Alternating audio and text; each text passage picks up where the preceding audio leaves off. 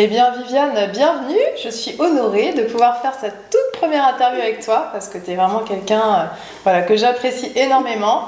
Alors juste peut-être pour expliquer un petit peu notre rencontre et puis après je vais te laisser te présenter. Donc on s'est rencontrés il y a maintenant 4 ou 5 ans. Je venais en fait dans une librairie à Nantes dans laquelle tu travaillais. Et donc on s'est rencontrés comme ça. Et puis, alors moi effectivement, donc, pour la petite histoire, ma maman est décédée maintenant il y a 11 ans. Et donc on a dû parler de ma maman dans la conversation, dans la recherche de mon livre. Et puis Viviane m'a proposé de me délivrer un message. Alors, je n'avais encore eu jamais l'occasion de pouvoir expérimenter cela. Je t'ai fait confiance et puis j'avoue qu'après ça m'a un petit peu quand même perturbée et j'ai cherché à te retrouver et depuis voilà on a créé des liens, j'ai appris à te connaître, à bien sûr te faire confiance et à voir aussi tout ce que tu pouvais faire parce que tu proposes beaucoup de choses et donc voilà j'ai pu expérimenter déjà des choses avec toi assez exceptionnelles. Donc, est-ce que Viviane, tu pourrais te présenter, dire qui tu es pour les gens qui ne te connaissent pas? Merci ma belle, merci de cet accueil super chaleureux, ça me fait super plaisir. Donc, je m'appelle Viviane Barraud-Martinez et je suis énergéticienne depuis maintenant 7 ans.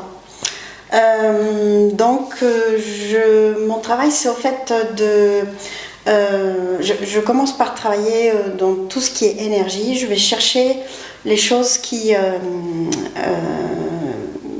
comment dirais-je comme si on avait des vêtements qu'on a utilisés pour une expérience de vie et à un moment donné on les porte alors que ces vêtements sont, on appelle ça les oripeaux, ils sont obsolètes au bout d'un moment, mais on les porte quand même. Alors au bout d'un moment quand tu as 5-6 oripeaux et que tu ne les utilises plus, c'est très lourd à porter et c'est surtout inadapté à ce que tu es en train de vivre.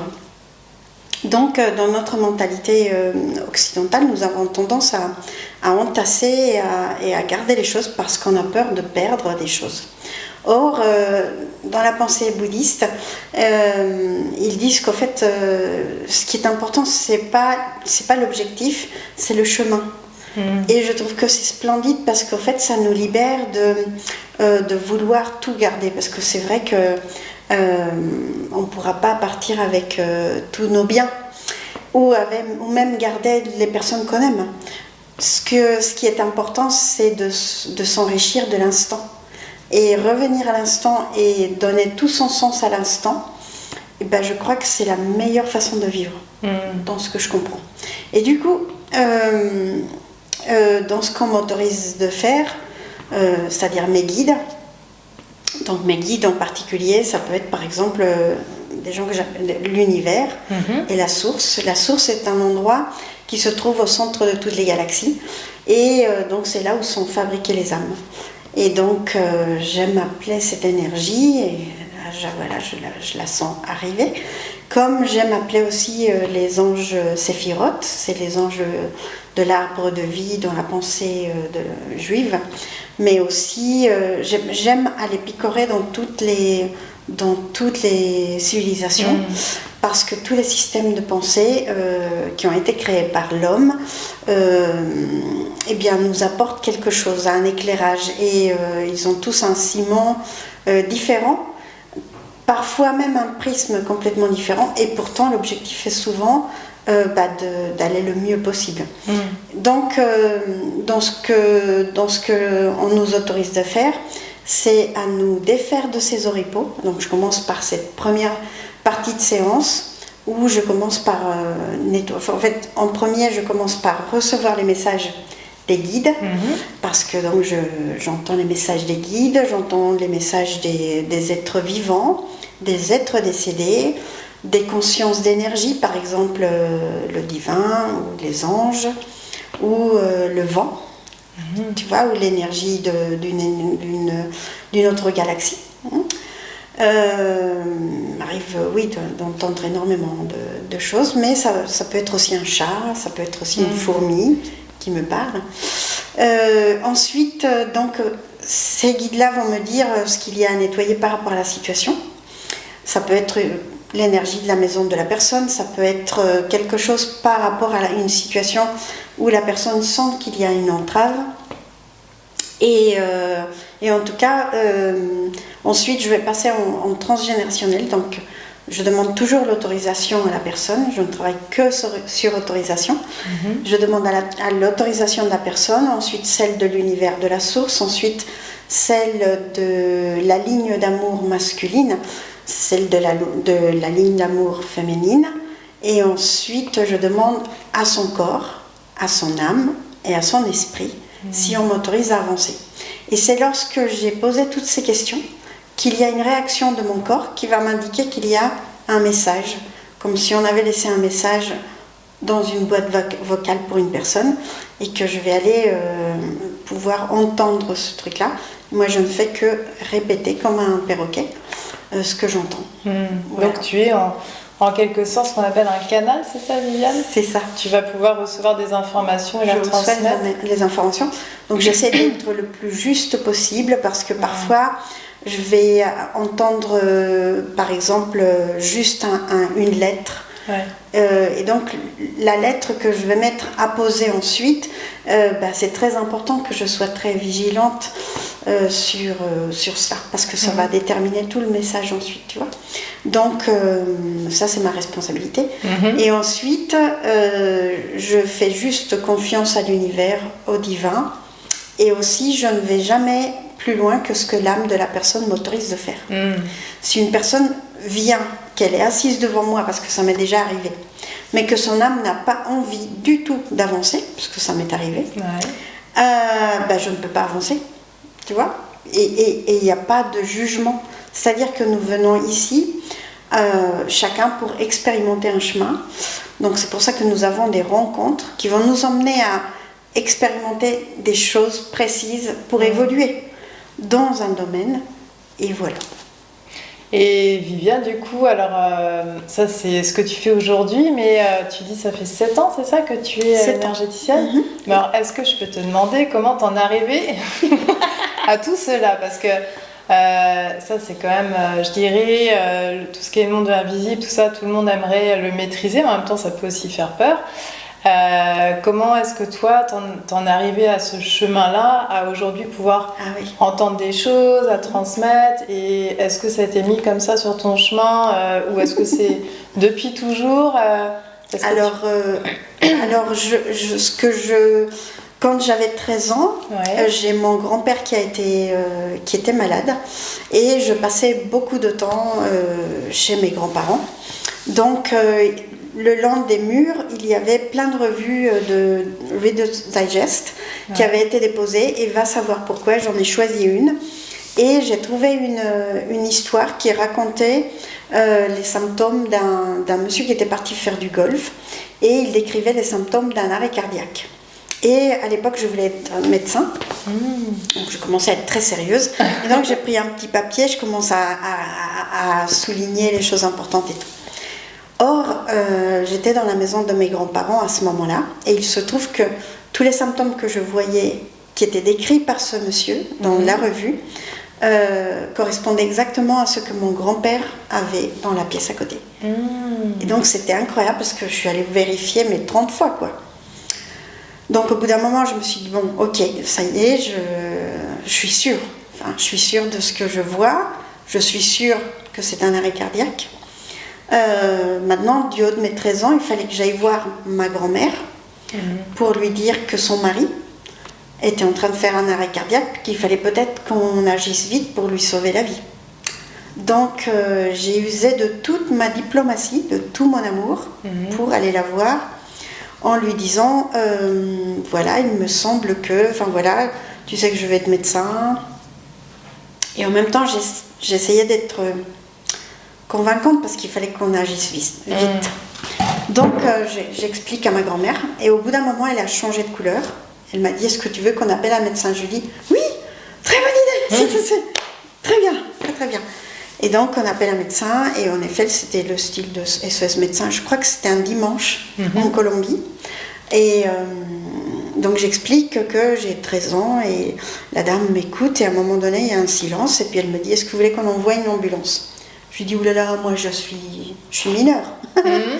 Donc j'appelle ma grand-mère et je lui dis, voilà, est-ce que c'est à toi de prendre la décision? Elle m'a dit, ah non, si on fait venir une ambulance, ton grand-père va faire un autre arrêt cardiaque. C'est pas une bonne idée. Et au fait, on raccroche. À ce moment-là, je me disais, mais mince, mais enfin, tu vois, je me suis retrouvée dans une situation où je comprends qu'elle avait peur. Donc, elle me dit au bout d'une heure ou un truc comme ça, je vais appeler ton cousin, parce que j'avais un cousin qui était à l'époque médecin généraliste. Et donc, mon cousin vient 2 jours après et il m'autorise à regarder l'examen. Donc, il a pris plusieurs pouls sur la aorte, derrière le genou, sur la ça s'appelle ici mollet. Le mollet, sur le mollet. Donc, ça a duré comme 40 minutes et au bout de ça, il m'a dit, ne t'inquiète pas, il est très fatigué, ça va aller, c'est pas un arrêt cardiaque. Je me suis dit, bon, bah moi, je suis pas un enfant, j'ai pas fait d'études. Hein, enfin, je suis un enfant, j'ai pas fait d'études. Ok, mais je le sentais pas. Et au fait, hélas, mon grand-père est mort à la fin de la semaine, quand je suis rentrée, parce que je partais en internat. Et quand je suis revenue à Bogota, ce soir-là, il venait de mourir. Donc, à partir de là, en fait, je me suis dit, bon, alors... c'est comme si tu avais cette intuition. Oui, alors j'étais un peu en colère déjà, parce que bon, je me disais, j'ai essayé de tout faire, peut-être que j'aurais pu le sauver. De prévenir. En vrai, non, non, c'est un mensonge que je me suis raconté. Mais ça a quand même établi un petit chemin, tu vois. Donc, il se trouve qu'en fait, ça m'a emmené sur plein de questions existentielles de qu'est-ce que la vie, pourquoi est-ce qu'on meurt, pourquoi est-ce qu'une personne qui a mis, par exemple, tout son amour dans un domaine qui était porté par une passion, par quelque chose, est-ce que cette connaissance, le savoir, etc., ou son âme aussi, est-ce qu'elle part quelque part, ou est-ce que ça te vient de la cendre? Est-ce que ça meurt avec le corps? Donc j'ai énormément de questions. Et puis à mes 28 ans, une amie m'a proposé de faire de l'écriture automatique. Et puis donc elle m'a dit, c'est rigolo, je connais quelqu'un, je vais te mettre en contact. Donc à chaque fois elle me disait, mais elle ne le faisait pas. Et un jour elle vient manger chez moi, elle me dit, ah mais oui, mais bien sûr, mais faut que je te mette en contact avec telle personne. J'étais là, oui, mais bon, ça faisait au moins 6 mois que j'attendais. Et là, à ce moment-là, elle oublie son sac à main, va savoir pourquoi. Moi, j'avais du temps. Elle vivait à une demi-heure de chez moi. Je lui ai dit, écoute, je vais chez toi, je t'emmène ton sac. Et va savoir pourquoi. La personne qui faisait de l'écriture automatique m'a dit qu'elle s'ennuyait chez elle. Et elle est arrivée en même temps que moi. Et me voilà, au bout de 10 minutes, en train de faire une écriture. Et tout de suite, j'ai eu un message. Et donc, tu as eu un message de qui en fait? Alors, c'était une femme qui me disait qu'elle avait été amoureuse de l'homme avec lequel j'ai fait ma vie, mon mari, Jérôme. C'était très fort. J'étais là, waouh, ok, d'accord. Et donc, j'ai commencé par lui expliquer qu'elle avait certainement eu son opportunité, mais que moi, j'étais vivante et que, en ce moment, c'était ça. Donc j'essayais d'être le plus respectueuse possible, mais voilà. Et après, mon grand-père est venu, peu de temps après, et il m'a donné des signes, parce que, tu vois, j'ai des cheveux légèrement frisés, quoi. Et à l'époque... Juste légèrement. Et ma grand-mère m'avait fait des anglaises pour ma première communion. Elle m'avait coiffé toute une matinée. Et quand il est venu faire l'écriture, il m'a dit, je suis ton grand-père. Il a dit tous ses prénoms, tous ses noms de famille. Et après, il m'a dit, ah, mais tu as coupé tes anglaises, parce qu'à l'époque, j'avais mes cheveux qui faisaient 3 cm. Il n'y avait que lui qui pouvait me dire ça. Tu vois. Là là. Donc, c'était super émouvant de le retrouver. Et mon grand-père m'a dit toutes les questions que j'avais posées, que j'avais même oubliées à l'époque, de mes 13 ans. Et bien, il est venu répondre à chaque question, et c'était lui qui répondait, qui posait la question et qui répondait. Et donc là, le fait de te dire, est-ce que c'est moi qui crée ça ou est-ce que c'est... Tu t'es pas posé la question en fait? Avec le temps, j'apprends que plus je rentre dans le mental, plus je coupe cette connexion. Bien sûr. Et en fait, c'est une connexion divine, c'est déjà une grâce de recevoir un message. Alors, c'est simple, quand tu entends un message où il y a quelque chose de négatif, c'est ton mental ou c'est une entité. C'est simple. c'est carré. D'accord. Quand c'est quelque chose de positif, c'est ton cœur ou ceux du divin. D'accord. C'est simple. C'est ou l'un ou l'autre. C'est mathématique. Tu vois? Donc, les messages qu'il m'a... Alors, au fur et à mesure, on faisait beaucoup d'écriture. Et souvent, il me disait, bah, tiens, je te laisse avec la Sainte Vierge. Ou tiens, je te laisse avec... Il m'a présenté tous les gens. J'ai eu l'impression d'avoir toutes les personnes que j'avais connues de ma lignée masculine, tu vois, ou de ma lignée féminine. Ouais. Et c'était émouvant, comme si j'étais présentée en société, en fait. Oh là tu là. vois. Et il m'a emmené à chaque fois, comme ça, des tontons, des tatas, pour me dire... c'était toujours des messages super beaux, super encourageants, toujours plein de tendresse, de respect. Et que tu restituais en fait sur un papier en Oui, écriture. à l'époque, oui, parce que je pensais, pendant très longtemps, j'ai pensé qu'il fallait que j'écrive pour entendre, pas savoir pourquoi. Et un jour, j'étais au rez-de-chaussée de ma maison, et au premier étage, j'étais mon crayon avec mon cahier et tout ça. Et j'entends mon ange gardien qui me dit, tiens, j'ai un message à te transmettre. Et je lui dis, attends, je vais chercher mon cahier et tout. Et quand j'ai commencé à écrire, j'avais mis l'encens, j'avais mis tout mon protocole et tout. Il me dit, mais tu veux pas que je te transmette le message tout simplement, comme ça? Et j'ai rigolé parce que je me suis rendu compte que, tu vois, comme quoi les idées limitantes que nous pouvons avoir. Parce qu'en fait, quand je faisais avant les messages écrits, ça me prenait une demi-heure, mais je les faisais à la plume. Tu vois, donc c'était très, très fin et tout ça, mais c'est très long. Donc en fait, tu entends. Donc j'entends ce qu'on appelle de la clairaudience. Voilà. Et mais ça, tu l'as eu assez rapidement. Je pense que j'ai eu ça petite, oui. D'accord. Je me rends pas très bien compte. Il y a des gens qui me disent que ça vient que c'est de naissance. En tout cas, il y a quelque chose qui s'est ouvert vraiment quand j'ai eu mes enfants, à mes 40 ans. Il y a quelque chose qui a complètement changé.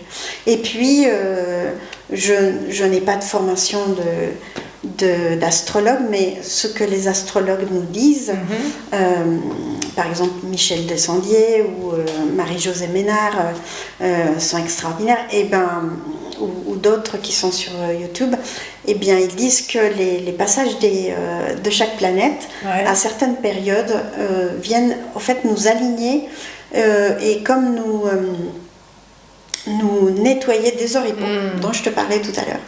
Parce que, au fait, l'objectif, c'est de devenir la partie la plus élevée de nous-mêmes. Et pour cela, il faut qu'on se connecte à notre âme, parce qu'elle a une espèce de trésor. Elle sait exactement pourquoi on vient sur Terre. Donc, c'est magnifique. En fait, le cadeau, quelle que soit l'expérience, quelle que soit la rencontre, et quel que soit le lâcher-prise que j'ai à faire, la meilleure rencontre que j'ai à faire, c'est moi. Mais oui. Dans le meilleur de moi-même, pour m'ouvrir à quelque chose de plus grand. Tout passe par soi. Tout passe par soi, dans l'humilité d'être juste une mini-fourmi. En tout cas, moi, je suis une mini-fourmi au service du divin. Je suis juste là, quand il a besoin de moi. Ce que je remarque aussi, je ne sais pas si tu valideras ce que je dis, c'est qu'en fait, avec le cheminement que je fais de par... maintenant, tu as été quand même l'une des personnes qui m'a un peu ouvert ce chemin, qui m'a réouvert à ce chemin. D'accord. C'est ta maman, surtout. Oui. Et donc en fait, ce que je m'aperçois de plus en plus, dis-moi ce que tu en penses, c'est qu'en fait, tout est en nous et on a été effectivement déconnecté de tout ça. Et bien souvent, on pense que ça vient de l'extérieur. Par exemple, je vois que tu as un pendule ici, les oracles, les tarots, etc. Au départ, quand on commence à découvrir ça, on se dit « Ah, mais c'est génial, c'est magique !» En fin de compte, c'est juste un prolongement de nous-mêmes. C'est ça. Et même... comme chacun veut l'appeler, l'univers, Dieu, enfin, peu importe, c'est une partie de nous et en fin de compte, c'est en nous, c'est pas...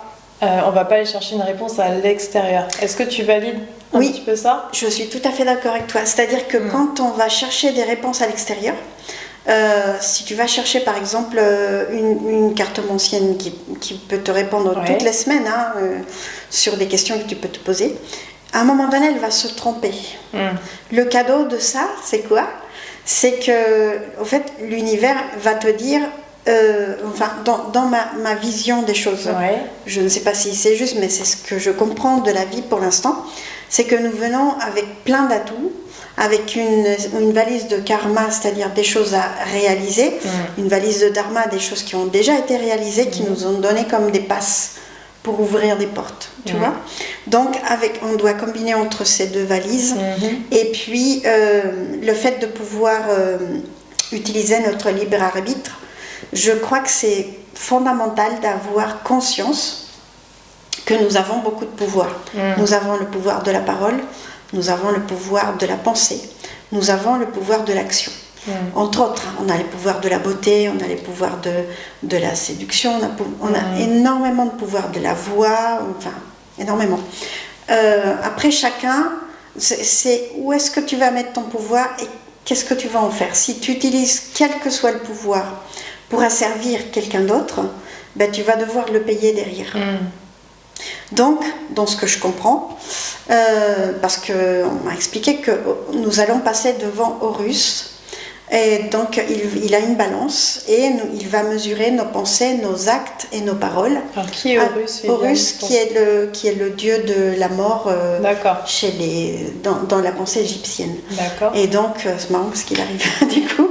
Et donc, en fait, lui, il vient pour qu'on retrouve la justesse des choses. Et donc, il arrive qu'il y ait des âmes. Par exemple, un monsieur est venu me voir, un monsieur vivant est venu me voir, et une personne décédée en lien avec ce monsieur est venue me voir après en me disant « ça fait 5 fois que je passe pas le contrôle technique avec Horus ». Donc, qu'est-ce que je fais? Je lui dis « ben voilà, il faut commencer par se pardonner ». C'est pour ça que faire un chemin pour aller vers soi en se traitant comme notre ami, même si on ne connaît pas, parce qu'on ne se connaît pas finalement. Et dans notre système de fonctionnement en Occident, on nous invite à être toujours dans un brouhaha.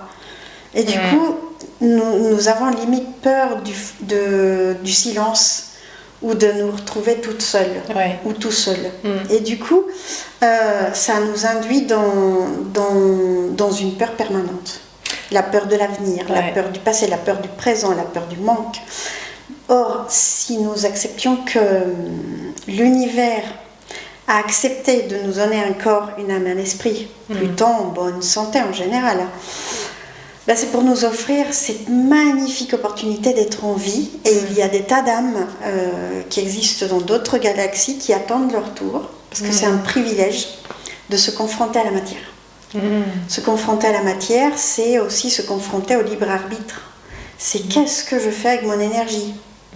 Est-ce que je vais me plaindre toute la journée? Et lorsque je peux finir ma journée, je peux me dire aussi qu'est-ce que j'ai déposé en moi? Est-ce que toute la journée je me suis plainte? Est-ce que toute la journée j'ai été en colère? Et c'est pas une question de se juger, c'est loin de là, c'est pas ça l'objectif, mais de se dire ah mince, bah oui, je sais pourquoi j'étais triste ou pourquoi j'étais en colère. C'est en effet, qu'est-ce que je peux faire pour faire mieux? Parce que tout ce que je plante en moi, je le plante aussi quelque part dans l'univers. On me dit qu'en ce moment, quand nous avons une pensée d'amour envers quelqu'un, eh bien nous allons planter des graines d'amour sur Terre. Mais nous allons planter aussi des graines d'amour dans d'autres galaxies. Et en ce moment, elles mettent 100 ans à germer. Quand on envoie une pensée de négativité, parce que même si une personne ne travaille pas dans l'énergie, elle a une énergie, puisqu'elle est vivante. Il y a une électricité en nous, extérieure, intérieure. Nous interagissons avec l'univers, avec tout notre environnement. Eh bien, tout ça s'interalimente. Et donc, c'est très important d'avoir conscience que quand je suis dans la colère, évidemment que sur l'instant, on pense qu'on a tout à fait raison, puisque on sait pourquoi on est en colère. Et qu'on a trouvé une injustice, en général, derrière ça. Mais si on reste dans la colère, qu'est-ce qu'on a planté à la fin de notre journée? On a planté de la colère dans notre corps. Donc c'est une fréquence qui va s'inscrire toujours comme une goutte d'eau qui tombe toujours au même endroit. Et elle va s'inscrire toujours au même endroit. Et en général, elle est en lien avec l'organe du foie. Et ça somatise dans le corps. Ben voilà. Et le foie ayant 400 fonctions, Donc, par exemple, la rate va créer un sang qui va être magnifique, tout rempli d'oligo-éléments, d'oxygène, si on a fait du sport, etc. Elle va l'envoyer au cœur, donc ça va être super transformé, et en plus ça va se répandre partout. Mais quand il passe par la colère, il va être filtré par la colère. Et c'est là où arrivent les problèmes de cœur ou de veine aussi, et de foie, bien sûr. Donc le foie qui va intervenir sur 400 fonctions. On ne se rend pas compte de l'importance de ce qu'on a à l'intérieur. Ouais. Et donc pardonner aux autres et se pardonner à soi, c'est le meilleur des cadeaux qu'on peut faire. Ouais. C'est pour ça qu'on a peut-être beaucoup d'aventures à réaliser à l'extérieur du monde, mais les chemins qu'on peut emprunter pour faire un chemin intérieur, pour se découvrir, c'est aussi commencer à préparer notre mort. Parce qu'un jour, en Occident, on n'y pense jamais. On fuit. Oui. Et dans la pensée bouddhiste, ils disent que nous vivons tous les jours avec un cadavre. En fait, c'est juste que, on va mourir un jour. Le français est un peu réputé pour avoir une odeur. On le dit ça. À cause du fromage. De sentir la mort. Mais si, mais même en Colombie, on disait qu'on sentait le fromage. C'est vrai. Mais ça y est, maintenant, ça va beaucoup mieux, bien sûr. Donc, c'est très important. Mais parce qu'on fuit ce chemin. On vit même aussi beaucoup dans la peur, en fait. Bah oui, puis parfois, on n'a pas vu aussi les générations précédentes. Oui. Par exemple, aller vers le pardon. Ou peut-être qu'on a vu que les gens en colère. Et au fait, on dit aussi que ce qu'on transmet dans les générations, dans les familles, ce n'est pas la maladie, c'est l'information, c'est l'émotion. Il y a eu aussi beaucoup de secrets de famille, bien sûr, des choses, comme tu dis, des non-dits, et nous on porte un peu tous ces fardeaux. Donc tout ça, on peut aussi les nettoyer. C'est ça. Alors c'est magnifique parce qu'on vient aussi pour réparer, on vient pour vivre pour nous, mais on vient aussi pour réparer des tas d'informations qui ont été envoyées dans l'arbre généalogique. C'est magnifique. C'est pour ça qu'on n'est jamais seul, en fait. Et c'est un travail aussi, quelque part, qu'on fait pour nous, mais aussi qu'on fait surtout pour la descendance. Pour la descendance aussi. Et moi, je me rends compte aussi, effectivement, aujourd'hui, que ce que je peux faire en travail sur moi, y a effectivement un impact, en fait, sur mes enfants, et il y aura un impact après. Ouais, tu le sens ? Et oui.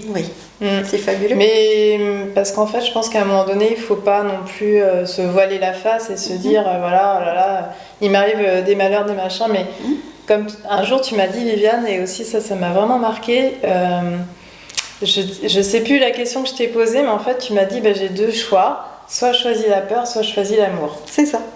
Et j'ai trouvé ça tellement beau parce qu'en fait, comme tu dis, on est rempli de quel que soit de peur, de la peur de l'avenir, la peur de la maladie, la peur du manque, etc.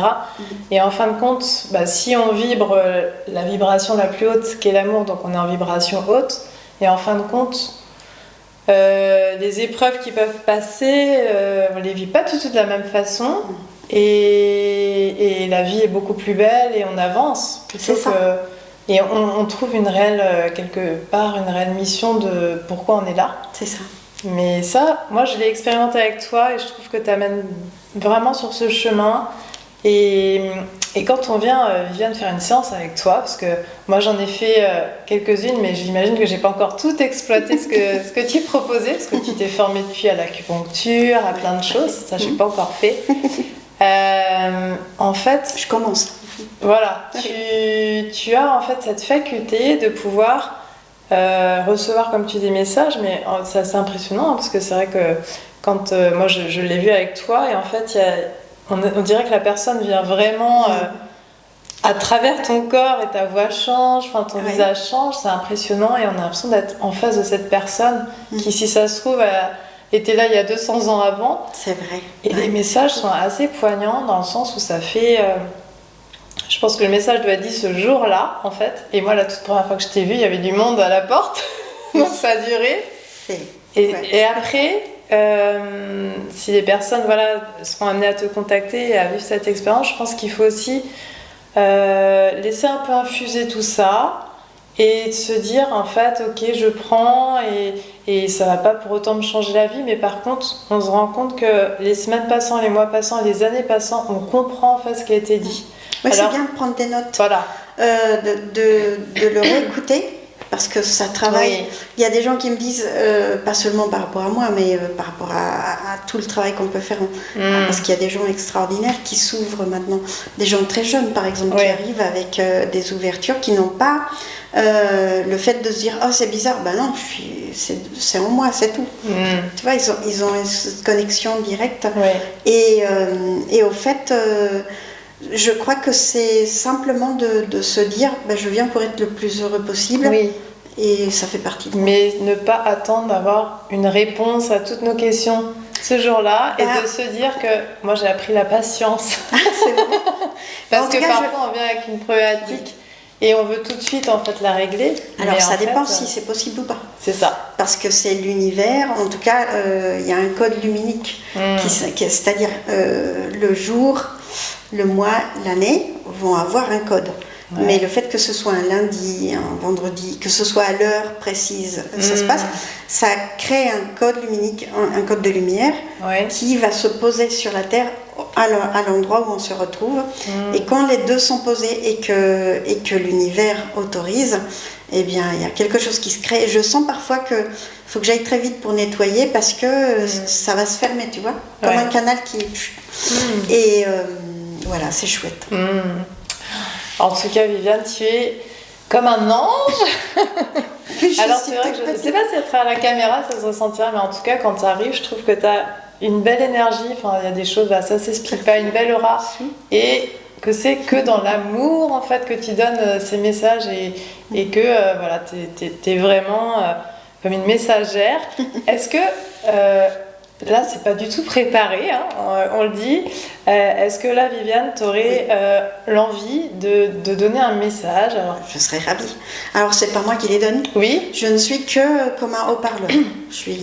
Donc, je me mets en contact avec les énergies. Je me mets à disposition de l'énergie divine et on voit ce qui vient. D'accord ? D'accord.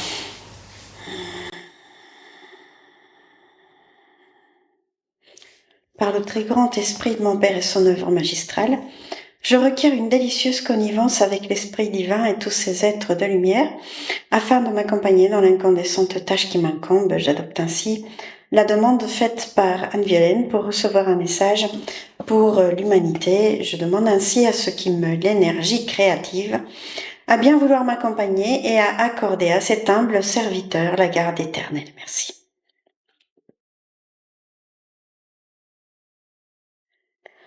Je suis un être d'amour, je viens vers toi.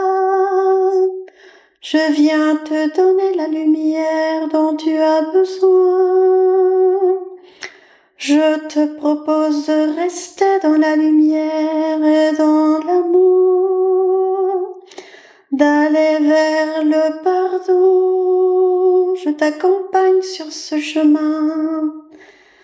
Emprunte-le, j'emmène la lumière et l'amour sur terre. J'emmène l'amour et la lumière, avançant dans notre cœur enfin. Pardonnons aux autres enfin.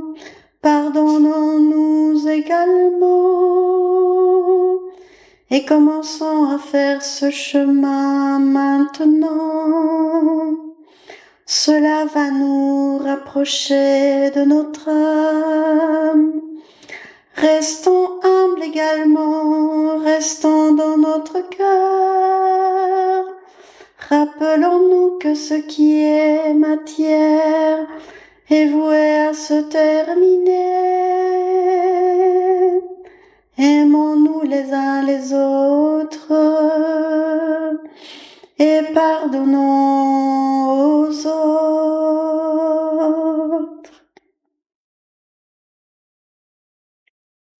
Je vais chanter le Notre Père que tu connais en araméen.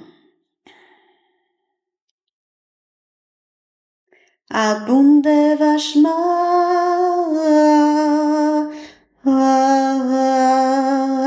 ya Nektadashis ma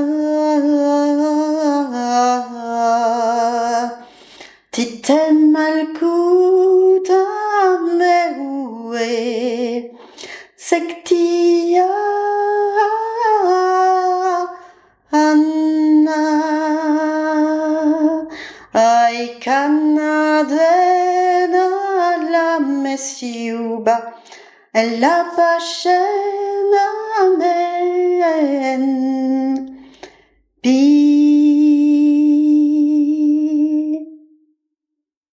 Je suis le chemin et la vie. Je suis le chemin. Je suis le principe et la fin.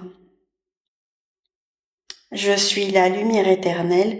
Je suis ce que l'on appelle Dieu, Allah, le divin, le numéro 1, le principe éternel, etc. Ma lumière se remplit dans chaque âme à l'instant où je donne une étincelle de moi pour créer les êtres humains. Je leur offre de tout mon cœur et de toute mon âme la possibilité d'engendrer une vie bien à eux. Mon objectif est de laisser mes enfants vivre leur libre arbitre. C'est pour cette raison que je respecte infiniment leurs décisions. Lorsqu'un de mes enfants a choisi de rester dans l'illusion de la peur, je reste tout près de la porte de son cœur et je l'attends, parfois des années, parfois des milliers d'années, mais je reste calme et sûr qu'un jour, la porte s'ouvrira et nous pourrons nous retrouver. N'oubliez pas, mes enfants, que vous êtes étincelles de lumière. Vous portez en vous des informations des étoiles, des différentes vivances que vous avez pu avoir sur d'autres galaxies et dans d'autres territoires, ainsi que sur la Terre. Chacune de ces expériences de vie vous a laissé un trésor. Une expérience nous emmène sur une connaissance.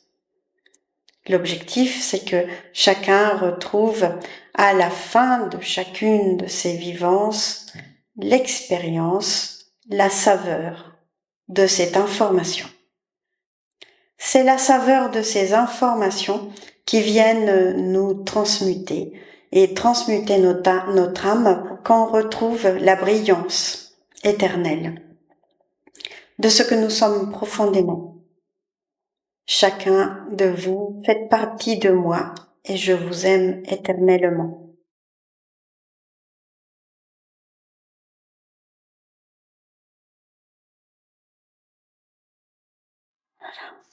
Merci.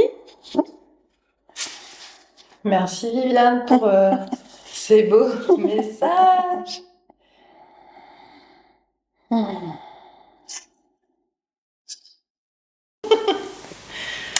Eh ben, merci beaucoup Viviane, on aura encore plein de choses à dire, mais est-ce que tu pourrais nous dire maintenant comment est-ce qu'on peut te contacter, comment, voilà, où te retrouver peut-être?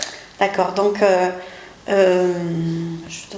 alors, dans quelle ville tu habites? Ah oui, j'habite Nantes. D'accord. Est-ce que tu reçois uniquement chez toi ou est-ce que c'est possible de t'appeler à distance? Je travaille essentiellement à la maison. Oui.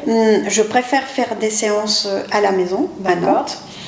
Et sinon, je peux le faire par visioconférence. D'accord. Et voilà, de temps en temps, je vais en Suisse, de temps en temps. Ah. Voilà, à Genève, de temps en temps. Voilà. Donc on peut retrouver tes coordonnées que j'inscrirai en description. Et donc peut-être qu'on sera amené à refaire plus tard une autre vidéo, on verra. Ça sera le destin qui nous le dira. Voilà. Tu as d'autres questions? Ben merci, moi c'était vraiment un plaisir de t'interviewer. J'en ai encore appris plein de choses sur toi, Je l'ai Viviane. fait avec tout mon cœur. Maintenant, j'espère que ça reste ma vérité, qui est guidée seulement par rapport à mon expérience. Mais en tout cas, je la partage avec tout mon cœur. Parce que l'important, c'est que nous devenions ce que nous sommes profondément, c'est-à-dire notre âme. Merci beaucoup. À bientôt. Au revoir. Ciao.